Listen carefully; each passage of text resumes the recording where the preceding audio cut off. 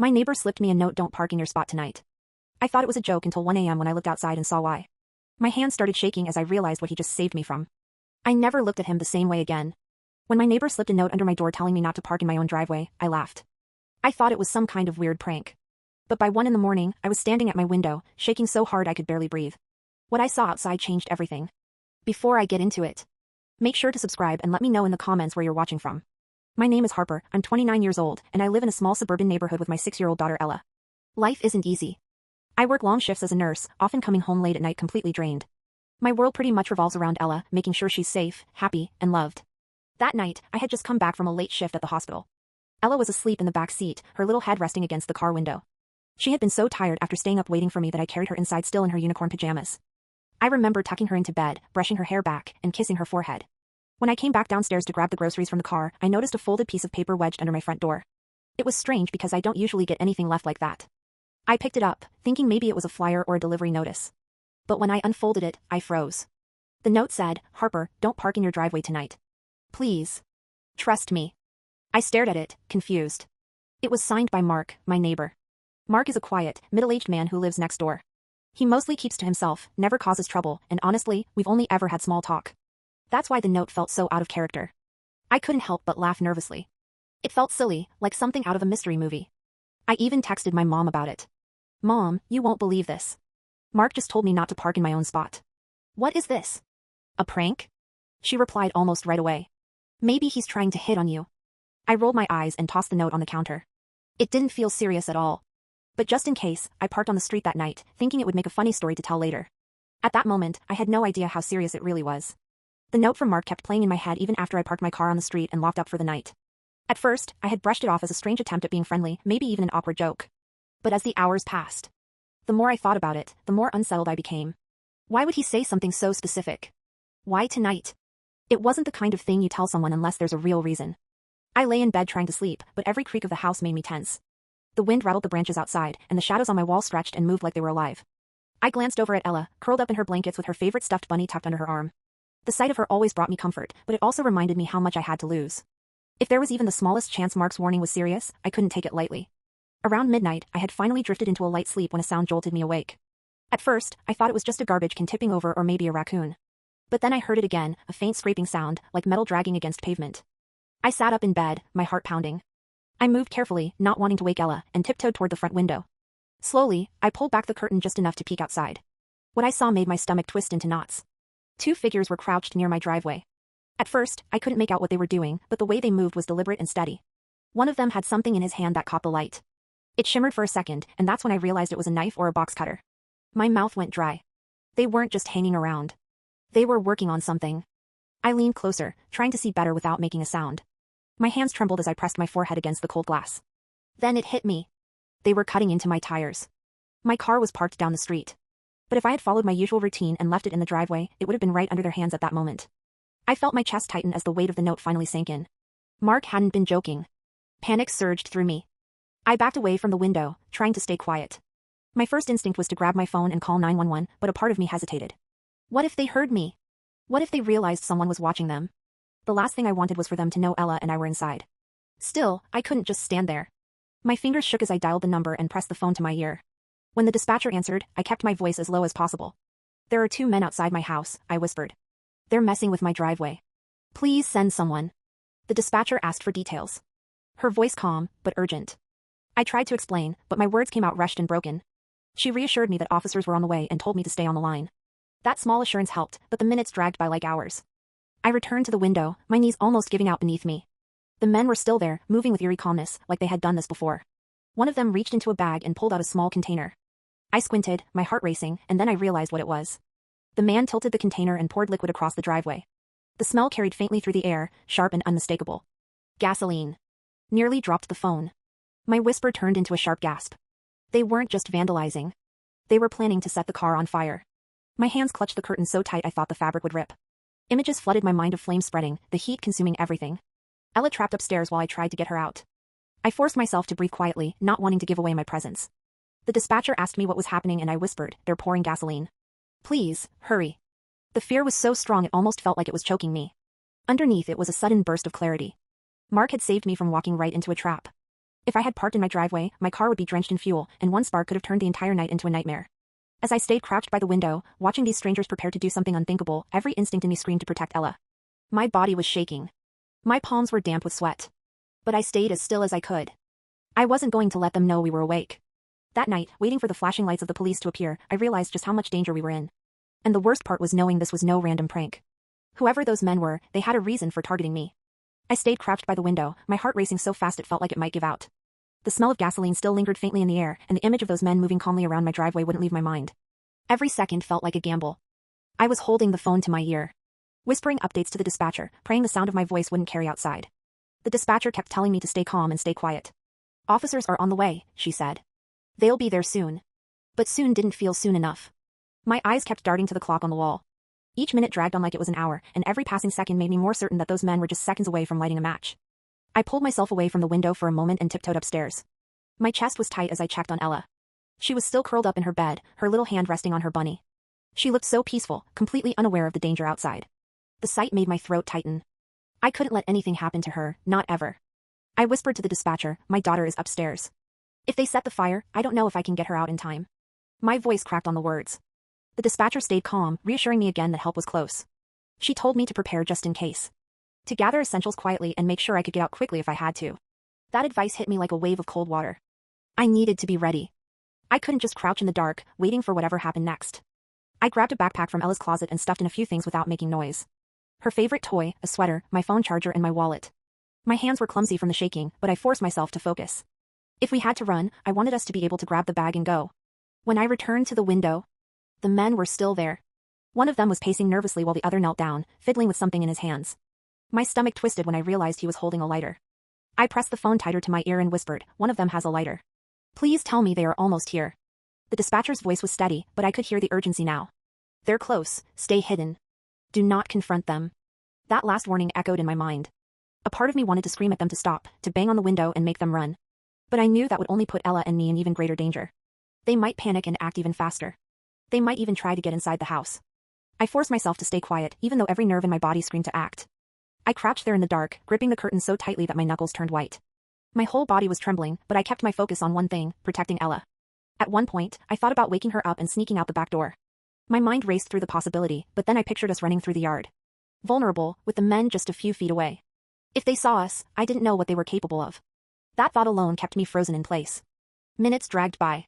The man with the lighter flicked it open once, then snapped it shut like he was testing it. The tiny spark of flame made my whole body jolt. I whispered into the phone, barely holding back tears, "Please, they're going to do it. Please tell me the police are here." Then out of nowhere, I saw a movement farther down the street. Headlights turned the corner. Moving fast. My chest filled with a surge of hope. Red and blue lights flashed in the distance, growing brighter as they rushed toward us. Relief and fear crashed together inside me. Help was finally here, but it was also the moment everything would come to a head. I pressed myself against the wall, my heart hammering. "They're here." I whispered into the phone. "The police are here." The dispatcher confirmed it, urging me to stay hidden. I crouched there, clutching the backpack and praying the men wouldn't do anything reckless before the officers reached them. That was the longest moment of my life, waiting for the flashing lights to reach the driveway, waiting to see if the men would panic and strike the lighter before they were caught. And just like that, the decision I made earlier to trust the note, to call for help instead of ignoring the warning, became the thin line between safety and disaster. The flashing red and blue lights finally spilled across the street, painting the houses in colors that made everything look unreal, like I had stepped into a nightmare I couldn't wake from. My breath caught in my throat as the police cruisers came to a screeching stop right in front of my house. The silence of the night shattered as car doors slammed and officers shouted commands, "Hands up, drop it, on the ground now." The two men froze for a split second, their bodies caught in the beam of the patrol car headlights. Then everything exploded into chaos. One of them bolted toward the side yard, trying to escape through the narrow path between the houses. The other clutched the lighter, his hand shaking as if he couldn't decide whether to fight, run, or strike the flame. My heart felt like it stopped in my chest. That single decision, whether he flicked his thumb and let that flame catch, could have changed my entire life in an instant. I pressed both hands against my mouth, tears welling in my eyes, as I watched from the window, "Drop it, now." One of the officers barked, his voice sharp and commanding. The man hesitated. For a terrifying second, I thought he was going to do it. The lighter clicked open, the tiny spark glowing in the dark. But before the flame could catch, one of the officers tackled him hard to the ground. The lighter clattered across the driveway, landing harmlessly against the curb. My whole body sagged with relief, my knees nearly giving out. The other man didn't make it far. Officers sprinted after him, their flashlights bouncing in the dark. I could hear the sound of their heavy boots pounding the pavement, followed by shouting and the distinct metallic click of handcuffs snapping shut. It was over in less than a minute, but it felt like I had been holding my breath for hours. I pressed my forehead against the glass, my whole body trembling, whispering a thank you to God under my breath. I looked up the street and saw a figure standing near the corner, watching all of this unfold. It was Mark, my neighbor. He stood with his arms crossed, his face tight with concern. But when the police had the men secured, he let out a visible breath. That was when I realized the truth. He had been watching out for me all along. I slowly backed away from the window, grabbed the backpack I had packed for Ella and headed upstairs. She was still sound asleep, completely unaware of the chaos happening just outside her window. I brushed her hair gently and whispered, "You're safe, baby. You're safe." By the time I went back downstairs, there was a knock at my door. My legs felt unsteady as I opened it, but the sight of the officer standing there gave me a wave of relief I can't even describe. "Ma'am, it's safe now," he said. "We've got them in custody. Do you want to come outside for a moment?" I nodded, still gripping the strap of the backpack like it was a lifeline. When I stepped outside, the night air hit me, cool and sharp. The smell of gasoline still clung to the driveway. But now it was mixed with the strong scent of rubber from the police tires. Flashing lights still bounced across the houses. Neighbors were peeking out of windows and doors and officers moved quickly around the scene. And then I saw Mark again. He was speaking to one of the officers, his face pale, but calm. When he noticed me, he walked over slowly like he wasn't sure how I would react. "Are you okay?" he asked softly. I wanted to say something, but my throat was tight. Instead, I nodded, blinking back tears. "How did you know?" Mark let out a heavy sigh. "I was walking my dog earlier tonight. I cut through the alley and overheard those guys talking. They mentioned your car, your driveway. I didn't want to scare you, but I couldn't let you park there. I wasn't sure if you'd take me seriously, but I hoped you would." I stared at him, my hands shaking. "You saved us," I whispered. Mark gave a small shake of his head. "I just did what anyone should do. I couldn't stand by and let it happen." The officers returned a few minutes later to give me details. They explained that the men had been planning to set my car on fire as some kind of revenge. At that moment, I remembered a patient I had treated at the hospital a few weeks earlier. He had been belligerent, angry that I wouldn't break protocol to get him something he wanted. He had cursed me out, even threatened me under his breath as security escorted him out. The officers believed these men were connected to him. The realization made my stomach drop. I had never thought that doing my job, following the rules, could put me and my daughter in danger like this.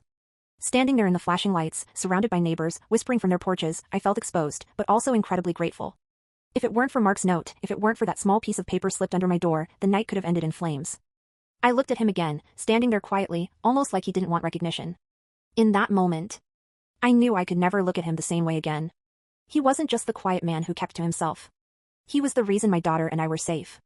As the officers led the men away in handcuffs, the adrenaline finally began to drain from my body, leaving me exhausted. But deep inside, I felt a fierce sense of relief. The danger had passed and we had survived the night. The next morning, the neighborhood looked calm again, as if nothing had happened. The flashing lights were gone, the police cars had rolled away. And most of the neighbors had returned to their usual routines. But for me, nothing felt normal. I stood at the window sipping coffee, staring at the dark stains left on my driveway where the gasoline had soaked into the concrete. It was a reminder that the danger had been real, not some bad dream I could shake off. Inside, the smell of coffee filled the kitchen while Ella ate her cereal at the table, swinging her little legs under the chair. She was humming to herself, completely unaware of how close we had come to disaster. I couldn't stop looking at her. Couldn't stop thinking about how different this morning could have been. If Mark hadn't slipped me that note, if I had ignored it, if I had parked in the driveway like always, we might not be sitting here, safe and whole. I kept the details from Ella. She was too young to understand what had almost happened. When she asked about the lights outside, I told her, the police were helping someone last night, but everything is okay now. She nodded, satisfied with that answer, and went back to eating. I was grateful for her innocence. Later that day, the police came back to give me an update. They confirmed what they had suspected the night before. The men were connected to that angry patient I had treated at the hospital weeks earlier. They had been looking for a way to get back at me. The officers explained that setting fire to my car wasn't just about damaging property. It could have spread to my house, to Ella's room upstairs, to everything I had built for us. Hearing that made my stomach turn. It also made me realize how thin the line between safety and disaster really is. After the officers left, I sat on the couch in silence, staring at the note Mark had given me. It was crumpled now from being in my pocket all night, but the words were still clear. "Don't park in your driveway tonight. Please trust me." I ran my fingers over the ink and felt an overwhelming sense of gratitude. That evening, I finally gathered the courage to walk next door and thank Mark properly. He was sitting on his porch, watering a row of plants he kept by the railing. He looked up when he saw me, almost hesitant, like he wasn't sure if I would come over. "I don't even know what to say," I told him. "If it wasn't for you, I don't think Ella and I would be safe right now." Mark gave a small smile, but he shook his head. "You don't owe me anything. I just did what I'd want someone to do for me." I nodded, but I still felt the weight of what he had done. He didn't just warn me about some inconvenience. He gave me a chance to protect my daughter, to keep our lives intact. That kind of kindness is rare. That night, after putting Ella to bed, I lay awake thinking about everything that had happened. I realized how often we take ordinary things for granted, our homes, our routines, our sense of safety. We assume that nothing bad will happen because it hasn't happened before. But in one night, that illusion can shatter. I also thought about trust. It's not easy to trust someone, especially when you don't know them well. When I read that note, my first instinct had been to laugh, to brush it off. But something made me listen, and that decision changed everything. Sometimes we get warnings in life that don't make sense in the moment. And we have a choice to ignore them or to act.